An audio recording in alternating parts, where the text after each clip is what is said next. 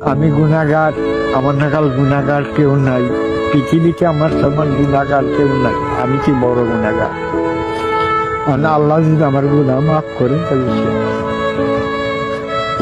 মা বাবারে বর্জনা করো, কান্দে রে মা বাবারে বর্জনা করবা, বড়দের স্নেহ করবা, বড়দের কাছে দোয়া চাবা, ছোটদের স্নেহ করবা। এই এলো তোমাকে কাম। আল্লাহ গুনাহ খাতা মাফ করবো।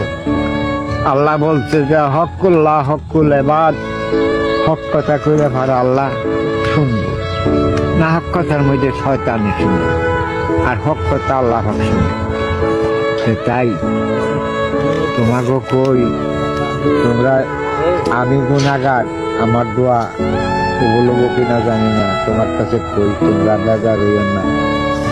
তোমরা দুই একটা কথা গাই মনের ভিতরে রাখলে ভাই লাভ আছে, ক্ষতি নেই। হ্যাঁ, আল্লাহ পাক গুনাহ খাতা মাফ করে নেওয়ালা।